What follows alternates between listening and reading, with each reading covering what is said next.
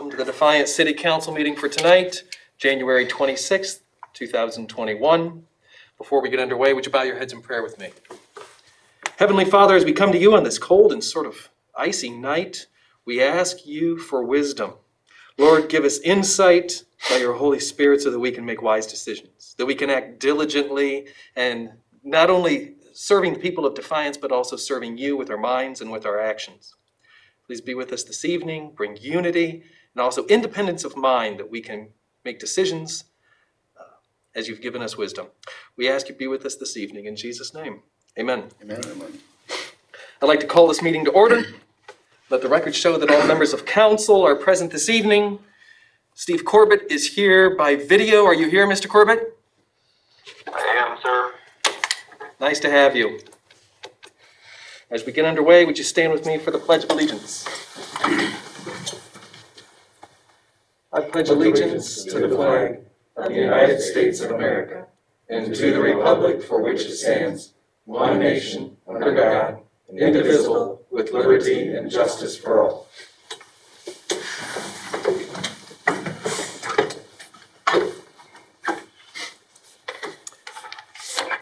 I've reviewed the index minutes for the last city council meeting that we had on January 12th of 2021.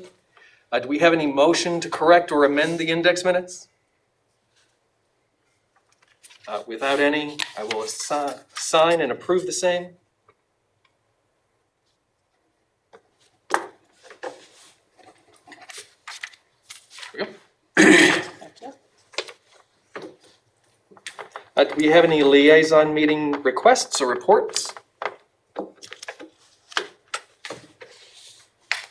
And do we have any comments from council?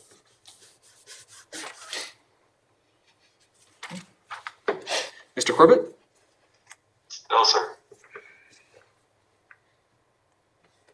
All right, there's nothing before on my desk. We'll move on to the administration. Mayor McCann. Thank you, President McMaster. Just a couple things. First of all, we need to get back to the book from Mrs. Hauk's third grade class from a year ago. And our next aspiring entrepreneur is Priscilla. And Priscilla says, I want to be a hairstylist when I grow up because they dye your hair and cut your hair. They also decorate your hair and do your nails any color. And they wear aprons. I just can't wait, President McMaster, and I'm sure you feel the same way, that maybe when one of these hairstylists aspires to make hair grow, I mean, it's been a long time since either one of us heard, I'm going to cut your bangs now. Right. It's just something I would drop by and visit her. Yeah. Secondly, I just really a heartfelt thanks to all the fire departments and all the law enforcement agencies that aided us in the fire last week at Jackson and Davidson Street. Although certainly the structure is a total loss. No one was seriously injured directly from the fire at all. Just we had a couple firefighters slip and fall on the ice. But I also want to thank the community. They've been very cooperative. Certainly, I know many have driven by and gawkers. But all in all, people have respected the yellow barricade. But it's important to note that someone could be seriously injured if they go inside that barricaded area, and I know we've had a few people encroach, so that shouldn't happen. I have had a couple conversations with Mr. Howerton, Al Howerton, the business owner. He's doing well. He is working through the process now of rebuilding, and just today he assured me that literally that building will rise from the ashes, and that business will continue on here in Defiance, so that was good to hear. We sent a nixle out earlier this week letting the public know that the construction of the Ingle roundabout at the corner of Cleveland and Ottawa Avenue is beginning. Utility work. There'll be a lot of utilities in that area, just about any utility you can think of. Electric, gas, water, sewer. I believe there's some fiber connections through there. That construction's starting. It will go through the summer. And hopefully by the time school starts, we will have our third roundabout there, and I think that will be welcomed by everyone. I get asked about it a lot.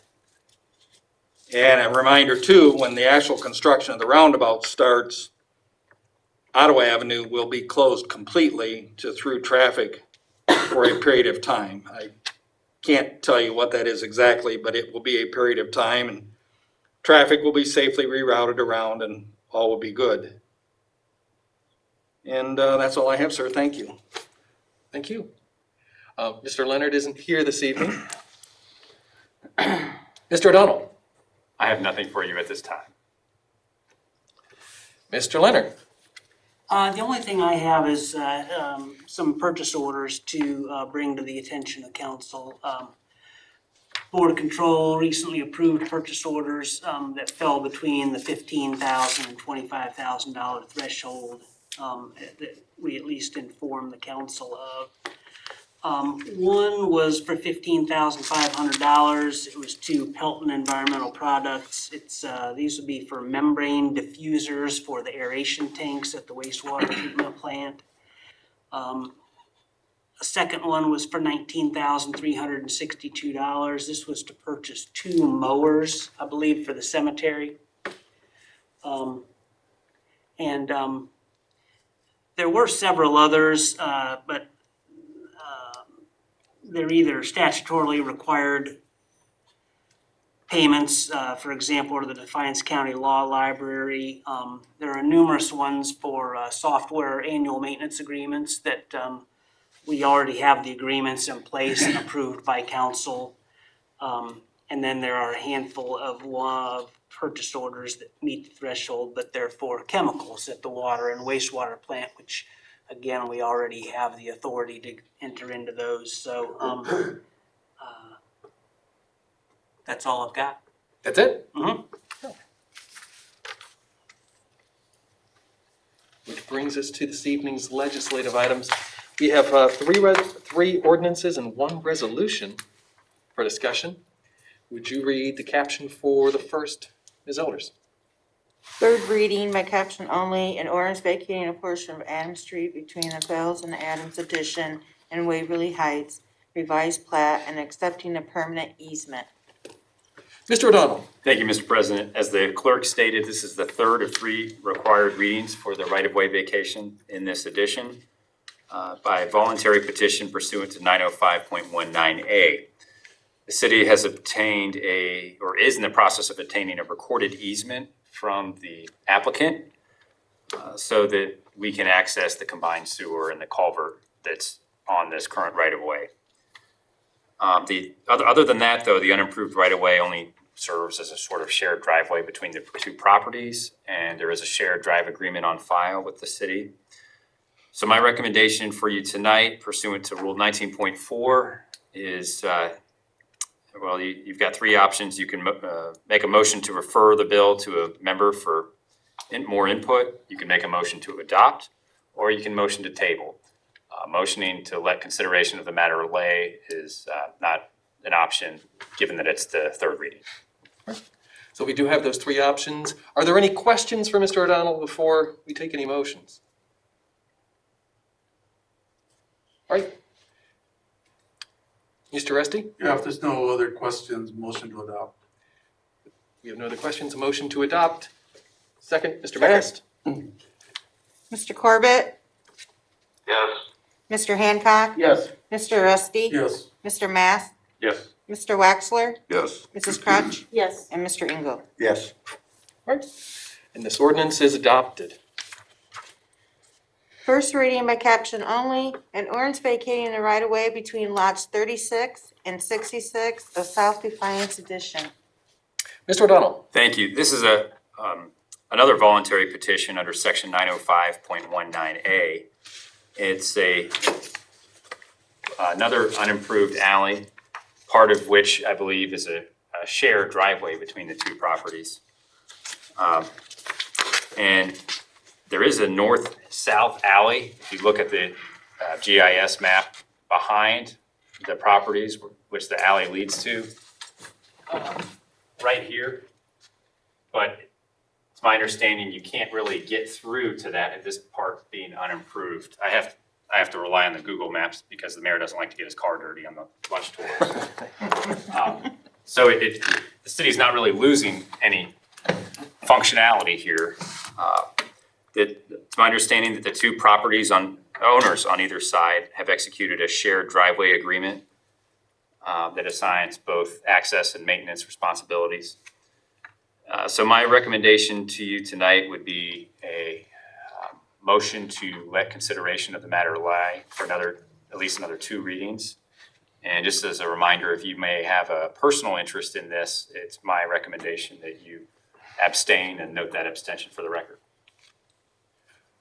Any questions or comments before we take any motions? I'd like to abstain, please. Mrs. Crutch would like to abstain. Any questions? All right. We have a motion, Mr. Hancock. Motion to let lie. Motion to let lie. Second. Second, Mr. Mast. So as far as this issue to let lie, all those in favor say aye. Aye. All those opposed? Aye. Was that unopposed? That was in favor or opposed to the motion to let lie, Mr. Corbett? In favor, sir. That's an aye. All right, I think we have a little bit of lag. Okay. All right, then we will let this issue lie. First reading by caption only, an ordinance authorizing the use of CARES Act funding to provide economic assistance to the Defiance area YMCA. Mr. Leonard. Yes, thank you. As council is aware, through the course of 2020 and the pandemic, the city began receiving CARES Act funding, federal dollars that were provided through the state to the county and ultimately to the city in order to relieve some of the burdens of the coronavirus pandemic and in fact to purchase health and safety related equipment. The city has in fact used, let me just say, we got a first round payment, we got a second round payment, and the administration at the time was talking in terms of purchasing safety equipment for the fire department, updating our technology here in the building and in the other city facilities for remote meetings, more powerful servers, better email, beefing up those kind of things to encourage remote working and work from home if necessary, social distancing, if you will. We had pondered the notion of making some of those funds available, similar to what Defiance County did to local businesses who were impacted adversely by the shutdowns. And fairly quickly determined that we would not pursue that and not bring an idea like that to the council. We had our own needs, we had our own uncertainty with regards to tax revenues, and then a third round of CARES Act money came in, and then a fourth round of CARES Act money came in, and then the Bureau of Workers' Comp threw $600,000 at the city along with every other entity in the state. We really ended up quite a windfall at the end of the year, and I haven't talked to the council much about how the year ended yet in terms of general fund balance. I think we came into the year with about a $3.1 million balance in the general fund. We closed the year with about a $4.2 million. I'm kind of going from memory here, but certainly over $4 million in spite of tax revenues being down 3.5%.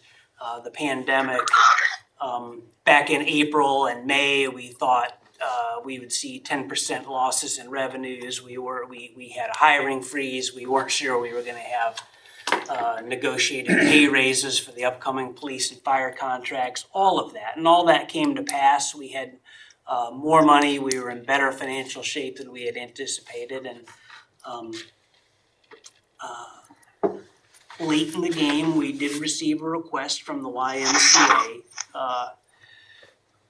YMCA had also received some federal funding. I think they participated in the PPP program for small businesses.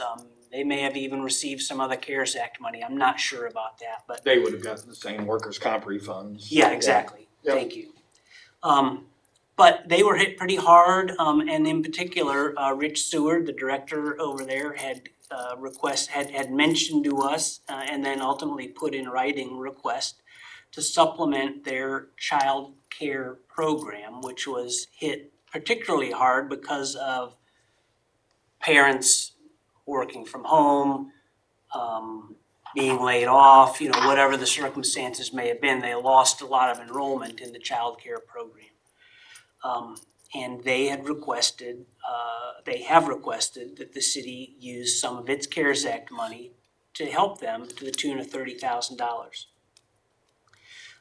As I'd said, as I had indicated in an email to the council and maybe in some of the clauses of the ordinance, part of the purpose behind the CARES Act funding was to provide support to local businesses who are adversely affected by the shutdowns. When the request came in, we had pretty much spoken for all the money we had received. I thought there might be a way to work it out if the council was, wished to help the Y, that we could probably do it from an accounting standpoint. But then very late in the month, I believe it was actually on December 28th, the word came down that we had a deadline of 12/31/2020 to spend all the CARES Act money. 3 days before the end of the year, that deadline was extended by a full year. It made the accounting very easy to free up the $30,000 if council chooses to go this route and pass the ordinance. And if not, the city can still make use of the funds for our own purposes again, because we've got this additional year extension. We'll just put it right back into what we had originally used it for, which was for fire department wages. In any event, what I proposed to do was bring the idea to council. It's council's call. We've taken the steps from the accounting side to make the funds available, make it a legitimate expense and proper use of the CARES Act funding. But the decision to go forward with whether we make that donation to them is up to you and with this ordinance. I will say they're the only agency that we received a request from. We did not open it up to anyone. We didn't invite anyone to come and ask for our money. But they came along. They're kind of an integral party in the community. They fell on hard times, not unlike a lot of other businesses, but they were the ones that put it on a piece of paper, and that's what you're presented with tonight. All right. We have questions for Mr. Leonard. Mr. Engel. I think the thing that bothers me, I think if we do something like this, it could open a can of worms. In other words, somebody else is gonna end up and say, well, you did this for the Y, can't you do this for us? I mean, that's kind of the way I feel on that. Am I 100% against it? No, but I'm not 100% for it either. But I just think if we do this, I think it's gonna open a can of worms. This is, in my opinion. Mr. Waxler. Yeah, I guess my question is how much of this money do we have to do things like this with? Perfect example, what Chris has said, where are we gonna start and stop it? I mean, how much money do we have available? Because once we do this, I mean, I don't know how the Y found out we could even do this, I have no idea. But now there's a lot of places out there that suffer, there's a lot of, it all based on they're saying on their, early childhood program and the daycare. We got daycare centers in this town that lost a lot of money. There were some of them that was closed, a long time. So the Y was still open. I know one in particular that spent a lot of money on a machine just to go through and spray everything every day. I just, what is that amount? What money do we have to do this with? Because it's gonna open a can of worms, as Mr. Engel said. Well, the numbers are, the city received a little over $1.2 million in CARES Act funds. We used about $250,000 of that for our own health and safety supplies at the fire department, police department. The technology purchases we've talked about, server updates, the multimedia updates, internet updates, all that kind of thing. And then the rest of it, there were some other miscellaneous purchases, but almost all related to technology in one way or the other, or direct health and safety related purchases. The balance of it, upwards of say $900,000, we used for fire and EMS wages. I should say, the city reimbursed itself through those funds for sick leave, COVID-related sick leave, COVID-related employees who worked from home, employee payroll-related or employee-related issues with people who, early on, we had people who stayed home on administrative leave to accommodate the governor's orders for social distancing. We were trying to cut the workforce down in all the divisions. And so where people could work from home, they worked from home. Where they couldn't work from home, in some cases, we had people stay home on administrative leave. We had people who missed time due to the illness, sick time. All of those were eligible expenses to reimburse ourselves with the CARES Act money, and we did that. So it freed up, because the general fund and the police and fire fund are linked, to pay for fire wages with CARES Act money indirectly helps the general fund. And, I would say, Steve, we're probably looking at $700,000 or $800,000 that we are to the good after all those other expenditures we're taking account of. Like I said earlier, the general fund balance went from about 3.1 million to over $4 million. So, part of that too is because of the hiring freeze, we had vacancies we didn't fill. There was money saved in addition to the new money we received. But, that being said, we go into 2021, our income tax revenues were ended the year down. They could be down well into 2021. We just don't know. So some of it is the notion that we're staying, kind of a rainy day aspect to preserve our own fund balances if this thing continues to go on and on, to drag on. And that's an unknown, and I don't know the answer to that. I guess I would say that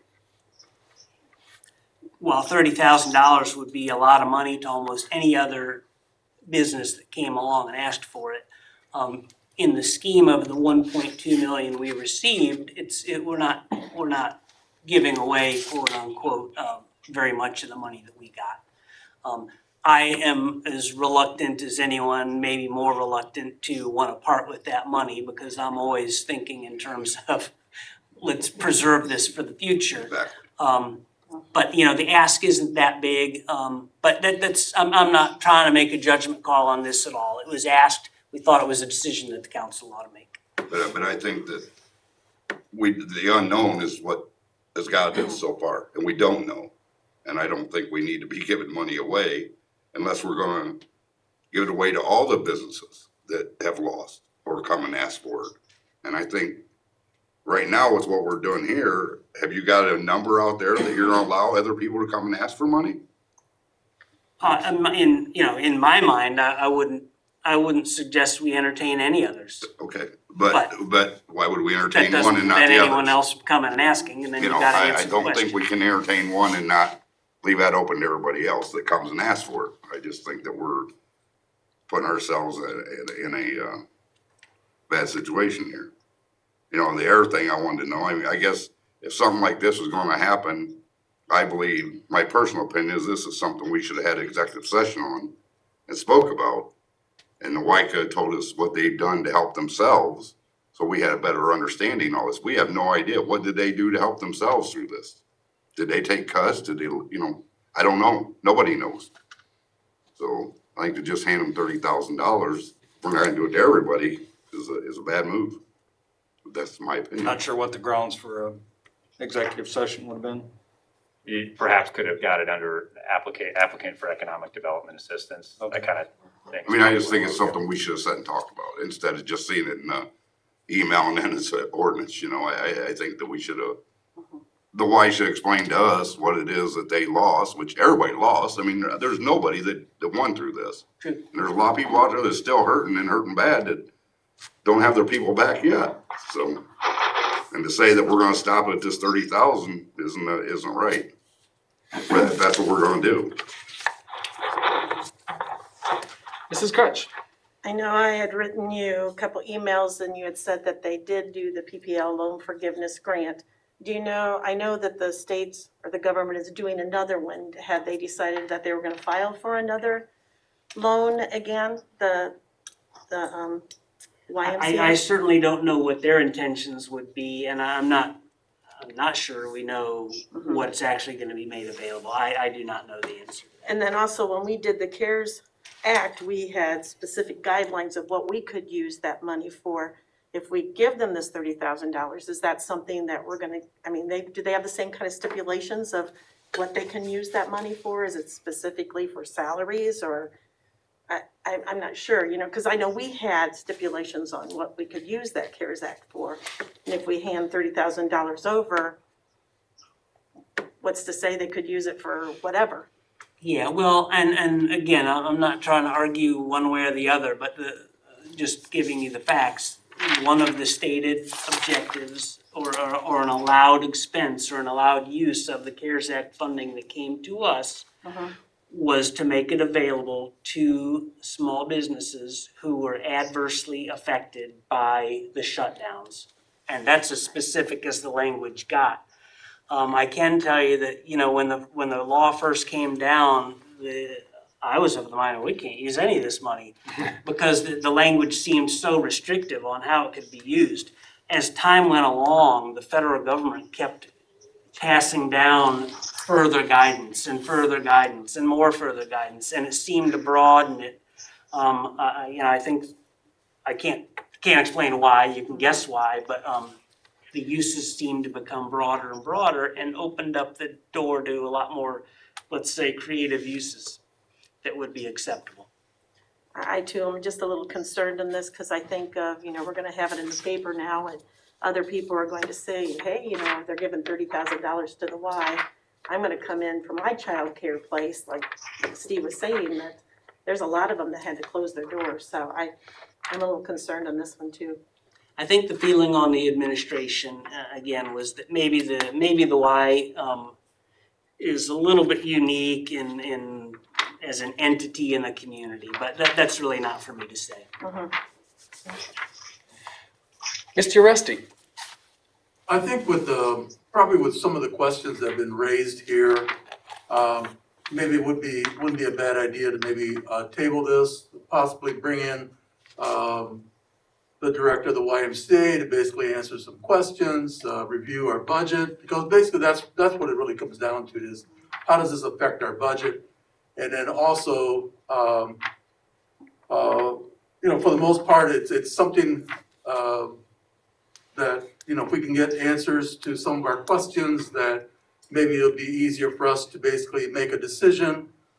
You know, one of the things I look at is we've always had the community ask the city for assistance, even before the CARES Act, before the pandemic. They've always come to us and we've always sorted it out based on what the request was. And so that's always been something that council has always done. And then also the considerations from the Board of Control and what they recommend to us to consider. Now, the only thing that comes down to it is that we do have extra money. Can we do something else with it? Possibly. You know, is this something that we really want to do? I think it goes to a good organization and also it goes to a good need. In my opinion, I think it's something that I would support and I would vote yes on. It's not something that we would probably do all the time. There are exceptions to what some of the needs are in the community and some of the things that we would probably say yes to. Or, you know, if it's not something to what the majority of council wants, we could say no. But I do think it's a good need, it's a good organization. But if we do have some questions, I say maybe table this and then bring in the YMCA, let's talk to them and maybe review our budgets or do something like that, then hopefully we can get some answers to our questions. Well said. Mr. Hancock? Yeah, with this CARES funds, is there a deadline? Do we have all year to utilize those funds? It's not a specific, Well, technically, John, I mean, yes, but we've spoken for every dollar we've received, other than this 30,000 that I was able to make a journal entry to free up again. All the other dollars that we received in anticipation of needing to account for it by 12/31, we did. or allocated. Yeah, and so there's no more money. We don't have the money from the CARES Act directly to give away anymore. Again, we were able to do kind of a last minute journal entry to move this money back from fire wages to freed up in the local coronavirus fund. So if the council wanted to give the money to the Y, we could do that. If we choose not to do that, I'm gonna move that 30,000 right back into fire salaries and there'll be no money left. Now, indirectly, the general fund is in better shape than we thought, that kind of thing. But in terms of the restrictions and the use and the deadline on the CARES Act funding, that will have passed. I mean, we will have used it all. I guess along with that, was there a reason why it was 30? How come it wasn't maybe 15 or 20? But just a number that decided to. I think I think Rich Seward had indicated that the program had lost $80,000 through the course of the year. And I agree with Mr. Waxler in the sense that there's a lot of community organizations, even similar to what we have here as a child care program, that has lost substantially. I mean, you're looking at at least 40% on the ones that I reached out and spoke to as far as that. So, I think the YMCA is a great organization, but I also feel that if we contribute to one, we're gonna have to contribute to the other ones as well. But that's just the side that I have, so, no, thank you for answering my question. Thank you. Mr. Mast? I just want to state, I think, for me, my thought is that it'd be a mistake to think that we're on the far side, the good side of this pandemic thing. And that we're sitting on this mountain of money and we just want to start handing it out. I think it needs to stay in city coffers where the taxpayer dollar to operate the city, because there may be more coming up. And there may be 30,000 that we're going to need somewhere. I mean, it's just, I don't think it's over yet, and by all instances of what you read in the news, it's changes on a daily basis, and we're certainly not on the far side of it. And I think I agree with everyone else that you're opening up a bread line here where unfortunately there's a lot of people hurting and a lot of people could use money. I mean, it's just where I'm at. So. Well said. Mr. Waxler? Yeah, I just wanted to touch on what Joe said. I agree with you, Joe. It's a good organization, and I think it's well spent money. But there again, we gotta realize that we're gonna go into this and bring the Y in the ring. We gotta allow other people to do the same thing. So, I mean, I don't know that that's really somewhere we wanna go. Not putting down the organization at all, I'm not saying that. It's a great organization, but You don't have to, but that's yeah, up to you guys. yeah. Did you have a specific question, Mr. Corbett? Did you have any questions? No. I didn't want you to feel ignored. Some of the stuff I'm having trouble hearing. I'm getting the gist, but the speaker system's not doing well here. So I understand the sentiment. I agree with a lot of these comments. So we'll just move on. Mr. Resty? It's basically, I just think that the question we have is the criteria. Is this something that we want to do? If not, then I think what we need to do is, as a group, say that's not what we're interested in, and then basically move on. And that way, we preserve the monies for specific city use. But I think what it comes down to is understanding, I guess, for us to really understand what is it that we're not doing, and for what reason. And I think Mr. Leonard did a very good job of explaining where the finances are. But if we feel that we need to preserve it for our next rainy bad day, then maybe that's why we need to not approve this. But I think we need to set some sort of criteria as to why, this isn't something that's good for us right now. Do we have any other comments before we field a motion? You by chance know what the enrollment is for the daycare there? I'm sorry, I do not. That's okay. Thank you. Mr. Engel? If there's not any more discussion or questions, I'd like to make a motion to table this till we could end up and get more information out of it, see if we hear anything from people from outside from the Y and that, see what we can come up with. We have a motion to table. Do we have a second? I'll see. Seconded. Mr. Uresti? Mr. Rusty? Yes. Mr. Mass? Yes. Mr. Waxler? Yes, I'm sorry. yes, I'm sorry. Mrs. Crutch? Yes. Mr. Engel? Yes. Mr. Corbett? Yes. Mr. Hancock? Yes. Then we will table this item for later discussion. Joe has a question or a comment. Yes. Are we looking to do like a study session, or are we coming back together as a council just to talk about this item? Or how do we plan on moving forward, or else basically letting it lie forever? Well, Mr. Uresi, what the action that the council just took would require you to, or somebody to make a motion to take the matter off the table at a future council meeting. At that point, you could refer it to one of the liaison members for some kind of special meeting, special session of council to study the matter. Or you could debate it in front of the entire council as you did tonight. So we could basically refer this to a study session of council as a whole? Well, now that it's been tabled, you couldn't, once you take it off the table, you could.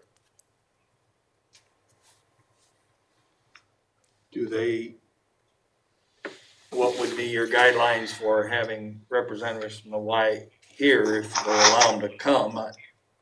They offered to come this evening, but I knew we had restrictions on guests, so. The council president can permit special guests who apply in advance to come address council as part of our regular agenda. I was never contacted. Right, and we have before. If this is an issue that we want discussion for, we discussed it this evening, tabled the item. If they wanted to request to be a special guest and come in and talk to us, Okay. perfectly acceptable. Do we have to take it off the table for that to happen? Yes. Well, you would have to take it off the table to have a, lack of a better term, a study Talks session. about, do we have to have it off the table? or Not if they're a special guest. Okay, so we can just leave it on the table. If you want the liaison / study session, then you do have to take it off the A table. motion during. So we won't session have any and action on decide when to- they're here, we will just hear their pitch or whatever you want to call it. Right, unless you move to take it off the table. What liaison committee would that be? It could be economic development, finance and budget, public relations. I think there's a couple you could pigeonhole that in. Those are the three that come to mind. You could also form a separate committee as a whole.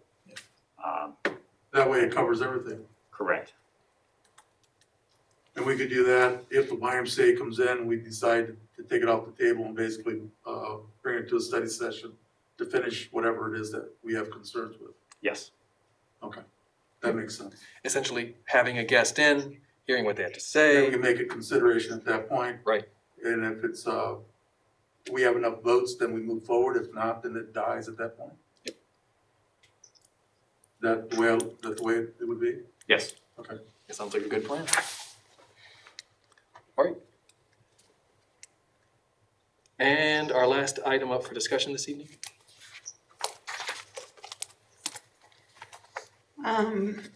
First reading by caption only, a resolution supporting the Defiance County Canal Road Shoulder Enhancement Project.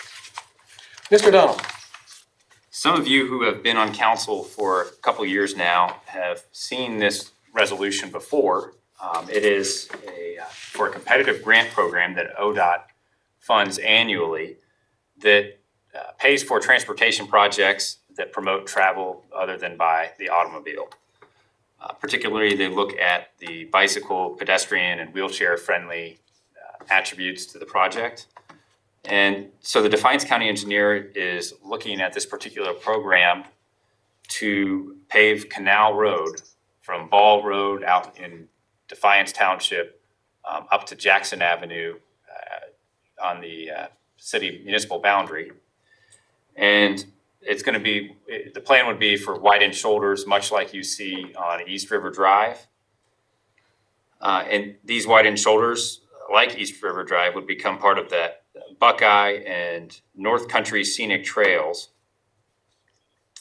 And all this is tonight is a resolution pledging your support for the Defiance County engineer's application to the Ohio Department of Transportation, and also expresses your willingness to provide access to the city portion of that road, of that right-of-way. And should the county receive this grant, all it would do is spare the city of the expense of paving its own portion of that Canal Road right-of-way. Do we have any questions? Mr. Waxler? No further question, motion suspend and call. Oh, John, you got a question? Yeah, it's just, this is just, I know that the old canal runs next to Canal Road. This isn't where the old tow path is on the canal. This is actually on the road itself, similar to what we have on River Road. Is that correct? They're just widening it. Okay. That's my understanding. Yeah, they would have like pedestrian, bicycle lanes if you want to side. From They did Clinton to the dam. to the dam. Yeah, it will not be a separate path that would be connected to the road. Okay. Thank you. Do we have any other questions? So, Mr. Waxler, you had a motion to suspend and call? Yes. Second, Mr. Uresti? Mr. Waxler? Yes. Mrs. Crutch? Yes. Mr. Engel? Yes. Mr. Corbett? Yes. Mr. Hancock? Yes. Mr. Rusty? Yes. Mr. Matt? Yes. And Motion adopt. motion to adopt, Mr. Engel, a second. Second. Second, Mr. Mast? Mrs. Crutch? Yes. Mr. Engel? Yes. Mr. Corbett? Yes. Mr. Hancock? Yes. Mr. Rusty? Yes. Mr. Mass? Yes. And Mr. Wexler? Yes. And this resolution is adopted.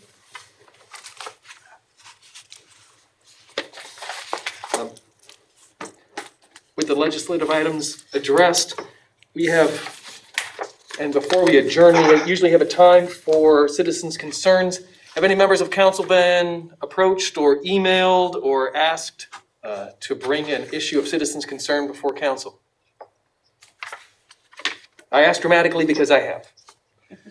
I received an email that states, "Dear Council, my name is John Retcher. I am emailing you today about the amount of white-tailed deer in the town. I know years ago when I first started hunting, they had a season or two of urban tags for archery season where we could hunt deer in the city limits, and that is pretty much taking care of it. I know for a fact there are 30 to 40 plus deer by my residence, and that they are tearing up the yards and eating our gardens and literally laying in the backyards. I know I have heard from several folk who say the same thing. I don't know what the process is to see about getting them tags back for the city of Defiance, but I would be interested in getting it done if possible. Thanks for reading my concerns." So, urban tags for hunting deer with my bow in city limits. I don't recall, Mr. Rusty. Now, a question for yourself though, it's like, do we have anything, I know, out by your area, there's a lot of deer in your area. My wife and I drive around town, we like to see where they gather and run across the across the street, trying to miss our cars, but I guess, is there something that the city's considering or, thinking about doing something in regards with the county or anything? First of all, the last statistic I saw, and I wouldn't want to get quoted on this, but I probably will, so I'll just go ahead and say it. like car deer accidents inside the city of Defiance, just within our borders, are up significantly. I'm thinking maybe even double. Yet, in our discussions with the Ohio Department of Natural Resources, the Deer Control Division of all of that, they say we don't have a deer problem in Defiance County. We may not in the county, but in the city with the higher volume of car deer accidents, we obviously do in the city. So I certainly agree with what Mr. Retcher said. But we can appeal to them again. It's probably been a year since we last spoke with them about the issue, looking for some sort of a relief. And I had a conversation with someone recently that thought they had an inroad with folks in the ODNR that maybe would help us. I will tell you right now, communicating with Columbus on any matter, any division is difficult because most of them are still working from home. We have things that are pending out there that we're having trouble getting answers on because they don't assemble in an office anymore and make decisions. But you're right, Mr. Rusty, you don't drive very fast going home after city council tonight, I'll tell you, when you're heading out my way. And, there's a lot of deer. There's signs of those deer in my yard as well. When we build our home, we were very careful what we planted, consulting with a landscaper that was stuff that deer didn't like to eat, so we've been pretty lucky there. But suppose they don't like hostas, but they eat Mr. Leonard's hostas, so they at least like Mr. Leonard's hostas. So we will look into it. I'm just gonna have to ask for some patience. And I told my wife the other night when we were driving home, I said, so far at least, this winter hasn't done anything to cull the herd because it's been so mild. That's as much as I can tell you. Mayor, you may want to get in contact with, I don't know if it'd be Dave Mast or anybody out to the fishing game. Cause we have the ODNR guy out there usually once or every couple of months he comes out and speaks, so they got a good contact there. Okay. I'm just saying. We had him here at City Hall. He spoke at Rotary, and we then invited him in here to have this discussion with him. And believe it or not, So you got a contact number. yeah, Okay. it's the health department where we get these statistics. I really don't want to bother the health department right now. I kind of figure they got enough to do, but it's the folks at the health department where we get these statistics about car deer accidents. And the last I received them pre-COVID, they were alarming. They were. The numbers had gone up dramatically. I just want to make sure you had a number of the ODNR. Yep, we got her. Thank you. Mrs. Crutch? I know I had talked to the mayor about this about a year and a half ago, and I'd written the ODR. And I don't know how many times in emails I've tried calling, haven't gotten through. But the deer population is huge, and I know in DeKalb County in Indiana, they have where you could urban have bow and arrow time, just like 1 or 2 days, and then most of the meat is donated to like the Path Center or to whatever and I tried the Ohio division and telling them those things for Defiance City, but like I said, I didn't get anywhere with anybody. Well, we'll have some leverage now. I'll send them a newspaper article. It'll be in today's paper. There you go. Right. With any other citizens' concerns? All right, with that, do we have a motion to adjourn? Mr. Waxler, and a second? Mr. Hancock. All those in favor of adjourning for this evening, say aye. Aye. All those opposed?